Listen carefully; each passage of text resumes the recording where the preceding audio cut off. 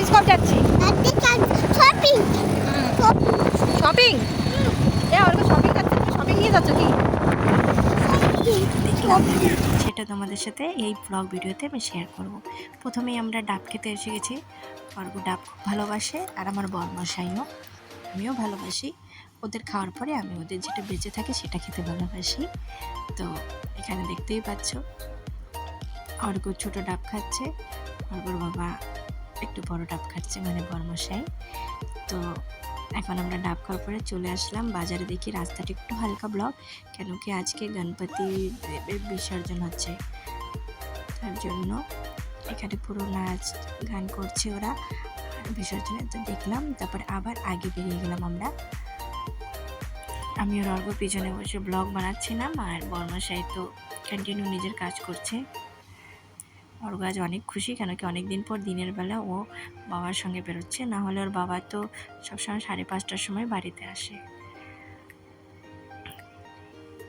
তো হঠাৎ আজ বর্মশাই আমাদের সারপ্রাইজ দিল। তারপরে আমরা যেতে যেতে পেয়ে গেলাম ফুচকা, আর অ্যাঙ্কালের কাছ থেকে আমি, বর্মশাই আর অর্ক শুরু করলাম ফুচকা খাওয়া। অর্ক যা করেছে তা তোমরা এই ভিডিওতে দেখতে পারবে।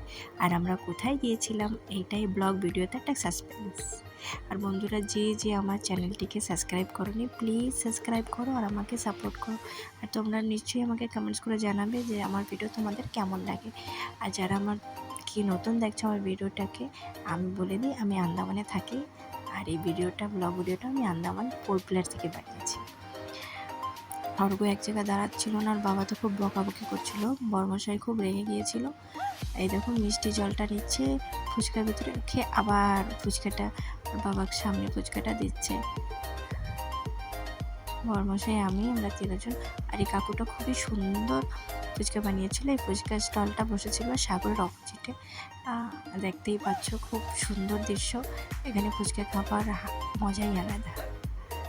আন্দামানে কখনো আসলে এখানে নিশ্চয়ই ফুচকা খেয়ে দেখবেন, খুবই সুন্দর।